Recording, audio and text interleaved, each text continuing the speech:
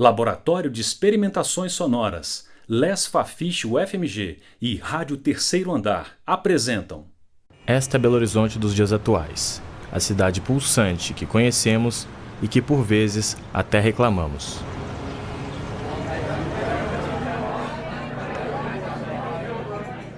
E esta é a Belo Horizonte entre os anos de 2020 e 2021, durante o acontecimento que moldou a história recente, a pandemia de Covid-19. Aos poucos, a paisagem efusiva das ruas deu lugar a um silêncio até então inédito. O trânsito se acanhou e o comércio passou por mudanças consideráveis, ora aberto, ora fechado. Lidar com o silêncio é muito difícil. Eu falo que, assim, para a gente lidar com o silêncio, a gente tem que estar bem com a gente mesmo, porque senão a gente não suporta o silêncio. Então, pensa o que é você lidar com o silêncio de uma cidade inteira. E se no mundo externo o som parecia estar mudo, dentro das casas e dos poucos carros que ainda estavam nas ruas, o som do rádio tentava dar conta de informar a população sobre o que acontecia naquele momento. Eu sou o Pedro, um homem preto de cabelos cacheados curtos, óculos de grau, camisa e jaqueta pretas. Eu sou o João, sou um homem branco de estatura média e tatuagens. Este rádio documentário é um trabalho de conclusão do curso de jornalismo da Universidade Federal de Minas Gerais sobre os profissionais do rádio que contaram a história da pandemia. Também é uma história sobre como a indústria se transformou no período de isolamento e transformou aqueles que nela trabalharam. O Ministério da Saúde confirmou nessa quinta-feira o primeiro caso de coronavírus no Brasil. O Brasil registrou hoje o dia mais letal desde o começo da pandemia. 100 mil mortes por Covid. O Brasil registra 7.971.673 casos confirmados e 200.498 mortes por coronavírus. Rádio Demia.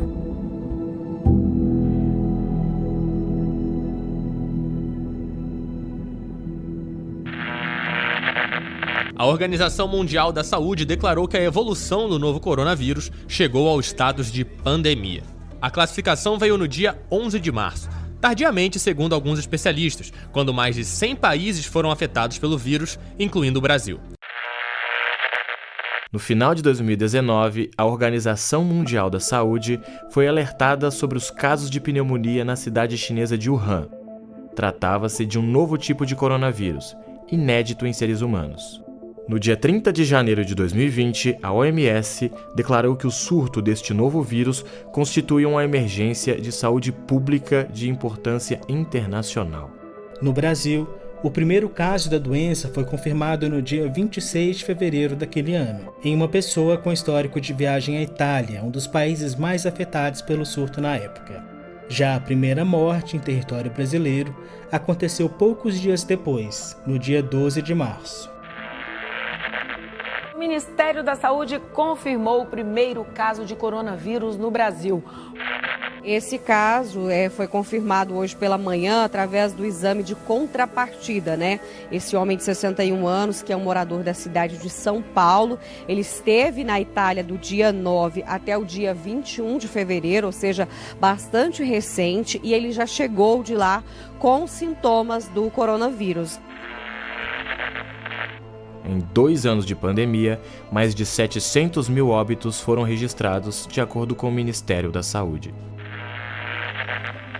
O Brasil alcançou, nesta semana, a marca de 700 mil mortes por Covid-19. O segundo, com mais óbitos no mundo durante a pandemia.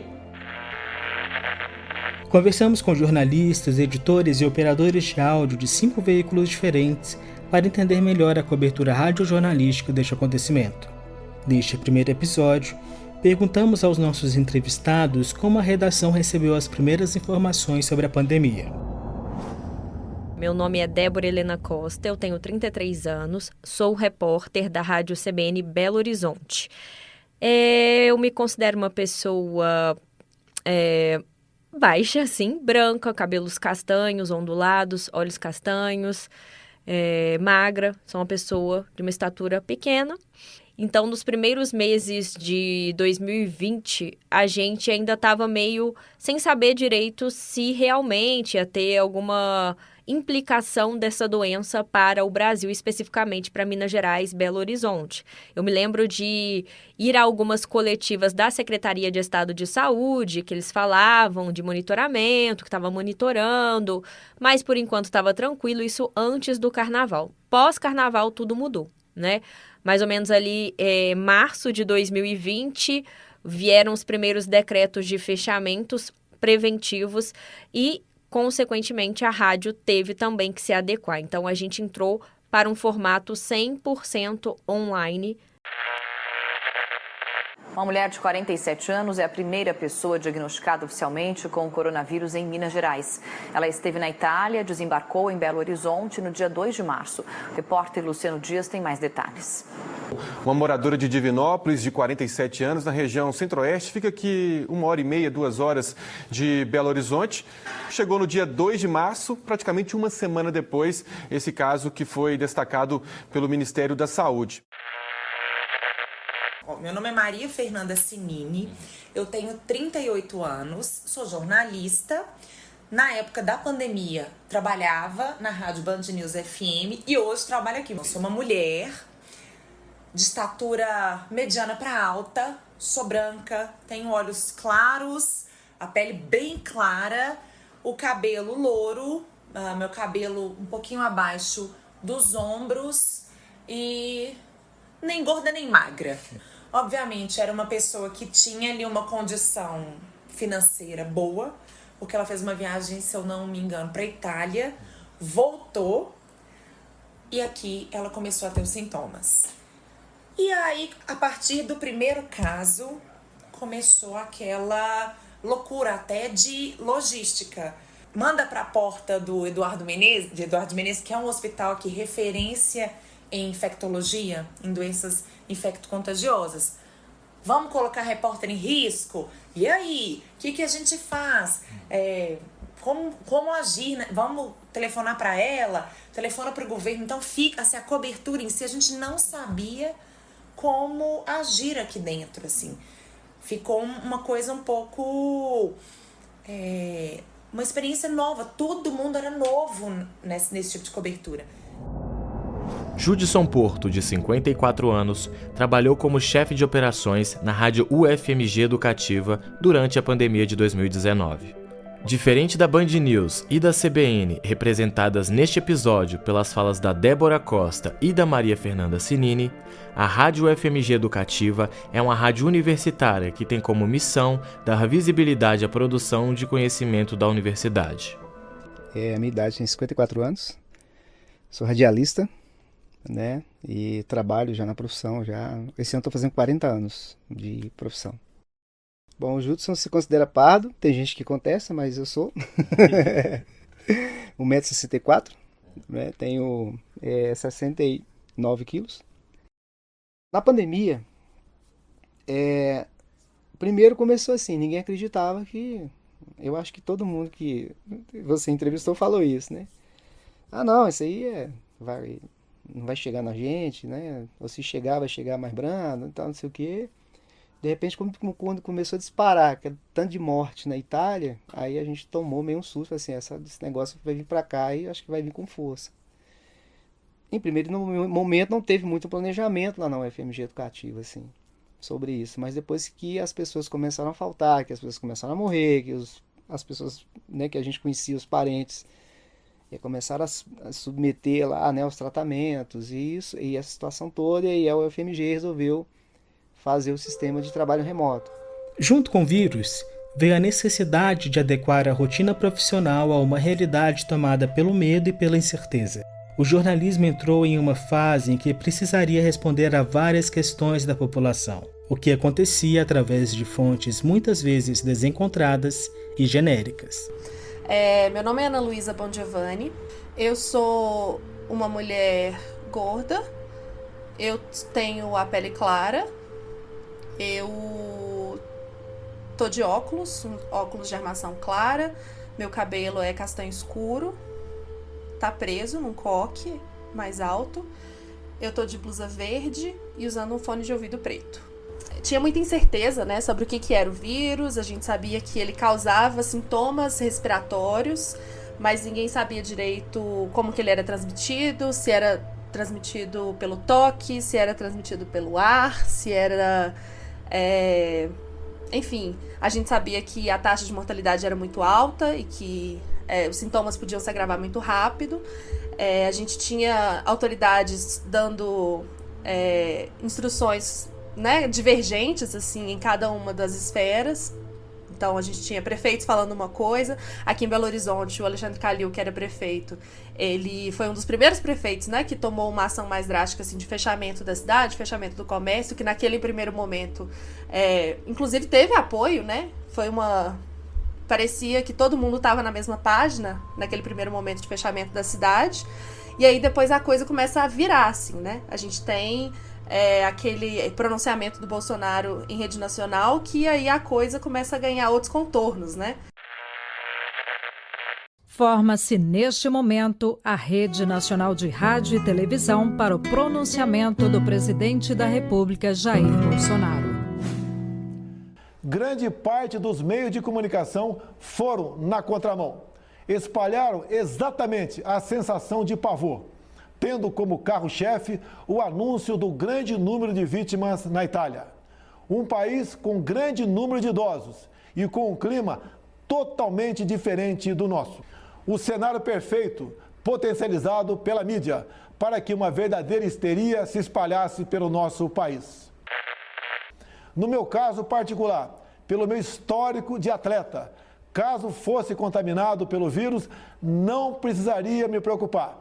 Nada sentiria ou seria, quando muito, acometido de uma gripezinha.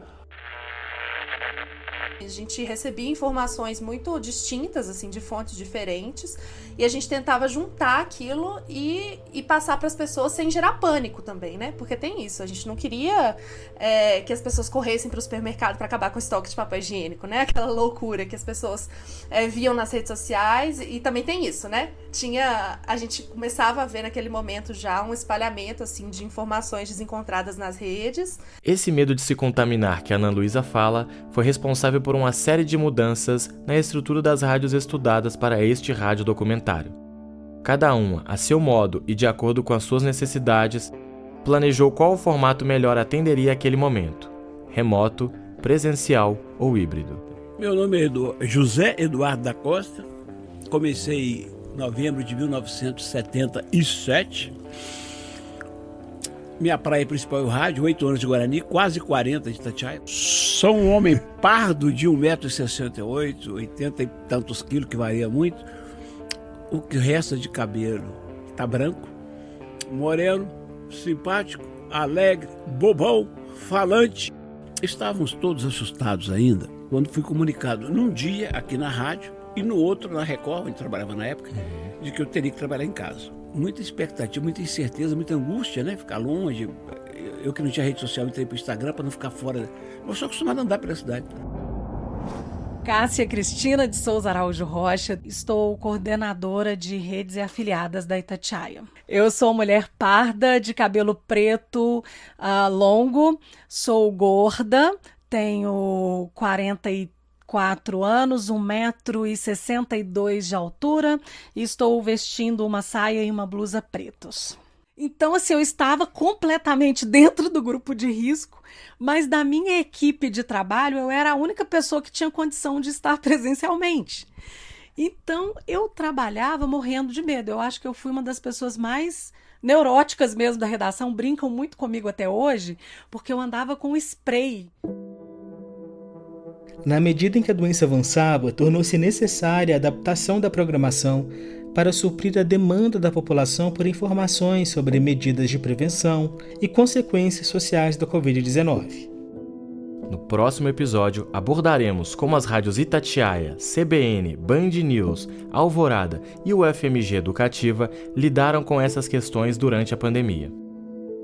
Produção, edição e apresentação: João Carlos Alves e Pedro Gonçalves.